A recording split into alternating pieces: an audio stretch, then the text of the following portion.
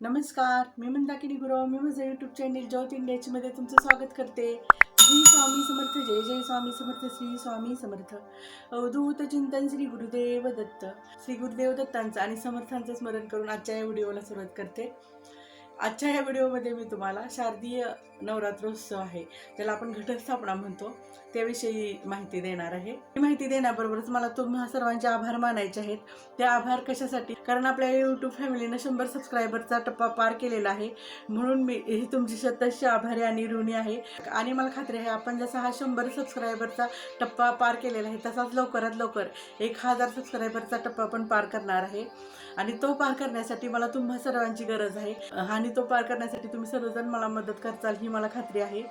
चला मग नवरात्रोत्सवाची माहिती घेऊया. ही जी घटस्थापनेची प्रथा आहे, ज्याला आपण शारदीय नवरात्रोत्सव म्हणतो, तो पूर्वीपासूनच साजरा करण्याची आपल्या संस्कृतीमध्ये परंपरा आहे. घटस्थापनेपूर्वी आपण आपल्या घराची आणि वास्तूची पूर्ण स्वच्छता करून घ्यायची, कलर वगैरे देऊन घ्यायचा. त्याच्यानंतर देवाऱ्याची पण पूर्ण स्वच्छता करून घ्यायची. घटस्थापने दिवशी काय केलं जातं, आपली जी कुलदैवत आहे तिच्या नावाने मंगल कलश स्थापन केला जातो. त्या मंगल कलशाची पूजा केली जाते. त्या दिवशी काय केलं जातं, जे आपल्या देवाऱ्यामधले जे देव आहेत ते पूर्ण स्वच्छ घासून घ्यायचे. देवारा स्वच्छ केल्यानंतर देवाऱ्यामध्ये काय करायचं, खाऊची जी पानं आहेत आपली, ती पानं व्यवस्थित अंतरायची. त्याच्यावरती जे आपले मूर्ती आहेत, टाक आहेत, कुलदेवतेच्या असू द्या, गणपतीच्या असू द्या, इतर देवतांच्या असू द्या, समर्थांच्या असू द्या, ते काय करायचं, त्या पानांच्यावरती ते पूर्ण देव असे मांडायचे. या 10 दिवसाच्या कालावधीमध्ये आपल्या देवांची पूजा करायची नसते. त्याच्यानंतर पुढे काय करायचं, देवाऱ्याच्या समोर घटाची स्थापना करायची. घटाची स्थापना करताना काय करायचं, देवाऱ्याच्या समोर एक पाट ठेवायचा. पाटाच्या भोवती रांगोळी काढायची. पाटावरती लाल पिवळं कापड अंथरायचं. त्याच्यावरती एक ताट ठेवायचं. ताटामध्ये पत्रावळीवरती केळीचं पान ठेवायचं. केळीचं पान अंथरल्यानंतर त्याच्यावर मातीचा थर घालायचा. त्या मातीच्या थरामध्ये 7 किंवा 9 प्रकारची धान्य घालायची. त्या धान्यामध्ये गहू, खपली, ज्वारी, मका, धन, तीळ, जवस इत्यादी प्रकारची 7 किंवा 9 धान्य तुम्ही घालू शकताय. मग ते घातल्यानंतर काय करायचं, त्याच्यावरती आणखीन एक छोटासा मातीचा थर द्यायचा आणि त्याच्यावर पाणी शिंपडायचं. ते करून झाल्यानंतर काय करायचं, मंगल कलशाची त्याच्यावरती स्थापना करायची. हा जो मंगल कलश आहे, हा आपला कुलदेवतेचा मंगल कलश आपण स्थापलेला असतोय. तो मंगल कलश तुम्ही तांब्याचा, पितळेचा, मातीचा आपण घेऊ शकताय. जशी तुमच्याकडे पद्धत आहे त्याप्रमाणे तो तुम्ही घेऊ शकताय. काय करायचं, मग तो मंगल कलश घेतल्यानंतर त्या मंगल कलशावर स्वस्तिक काढायचं. स्वस्तिकाच्या भोवती हळदी कुंकवाची बोटं ओढायची. ते ओढल्यानंतर तो पाण्यानं भरून घ्यायचा. पाण्यामध्ये हळदी, कुंकू, अक्षदा, मोती, पोवळा, पैसा, सुपारी हे सगळं त्या मंगल कलशामध्ये टाकायचं. 9 खाऊची पानं घ्यायची आणि ती त्या मंगल कलशामध्ये घालायची. ते घातल्यानंतर त्याच्यावरती नारळ ठेवायचा. नारळाला हळदी कुंकू लावायचं, नथ घालायची, वस्त्र घालायची, दागिने घालायचं. जसं देवीला आपण सजवतो तसं त्या मंगल कलशाला सजवायचं. हे सजवून झाल्यानंतर काय करायचं, पहिल्या दिवशी 9 खाऊच्या पानांची माळ घालायची. नंतर पुढं इतर दिवशी झेंडूच्या फुलाची, कारळाच्या फुलाची, तरवड्याच्या फुलाची, आपल्या भागामध्ये जशी प्रथा आहे तशी प्रत्येक दिवशी एक एक माळ घालायची.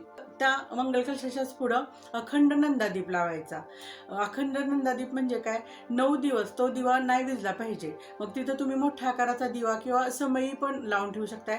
पण एक करायचं, जी समई आहे ती 9 दिवस पूर्णपणे विझून द्यायची नाही. या घटस्थापनेच्या कालावधीमध्ये देवांची पूजा करायची नाही, कारण पूर्वीपासूनच सांगण्यात आलेलं आहे, या वेळेमध्ये देव सुद्धा घटी बसलेले असतात. या 9 दिवसाच्या कालावधीमध्ये उपवास करण्याची प्रथा पूर्वीपासूनच चालत आलेली आहे. मग कुणी 9 दिवस उपवास करतं, तर कोणी उठता बसता करतं. हा उपवास स्त्री पुरुष दोघंही करू शकते. 9 दिवस म्हणजे पहिल्या दिवसापासून 9व्या माळेपर्यंत हा उपवास करायचा आणि दुसऱ्या दिवशी तो उपवास सोडण्याची प्रथा आहे. आणि उठता बसता म्हणजे पहिल्या दिवशी सकाळी उपवास करायचा, संध्याकाळी उपवास करायचा आणि द्वितीयेला दुसऱ्या दिवशी तो सोडायचा. आणि नंतर 9व्या दिवशी, 9वी माळ ज्या दिवशी असते त्या दिवशी तो उपवास सकाळी करायचा, संध्याकाळी करायचा आणि दुसऱ्या दिवशी सोडायचा. ह्याला उठता बसता उपवास म्हणायचं. मग ज्याला जसं शक्य आहे तसं कोणी पण कुठल्याही प्रकारे उपवास करू शकतो. या 9 दिवसांमध्ये दररोज आंघोळ झाल्यानंतर आपण जे ते घटस्थापना केलेले आहे त्या धान्याला रोज सकाळी अंघोळ झाल्यानंतर पाण्याचा शिंतळा द्यायचा असतोय, जेणेकरून जे आपले घट आहेत, आपलं धान्य आहे ते चांगल्या प्रकारे उगवेल. कारण जेवढं धान्य चांगलं उगवेल तेवढे आपल्या आयुष्यामध्ये जास्त प्रगती आणि भरभराटी होती. म्हणून ते धान्य चांगलं उगवण्यासाठी विशेष अशी काळजी घ्यायची. या 9 दिवसाच्या कालावधीमध्ये देवीची ओटी भरणं, हर जागर करणं, देवीची गाणी म्हणणं, जोगवा मागणं, अशी विविध कार्य करायची. त्याचबरोबर कुमारिकेंचं पूजन करून जेवायला घालणं, त्याचबरोबर सुहासनींचं पूजन करून जेवायला घालणं, हे पण ह्या 9 दिवसाच्या कालावधीमध्ये भरपूर प्रमाणात केलं जातं, जेणेकरून आपली कुलदेवता आहे ती आपल्यावर प्रसन्न होते आणि आपल्याला भरभराटी मिळते. या कालावधीमध्ये प्रथेनुसार कडाकणी, धपाटी पण करून दाखवली जाते. हे 9 दिवसांचे उपवास पूर्ण झाल्यानंतर घट उठवायची प्रथा आहे.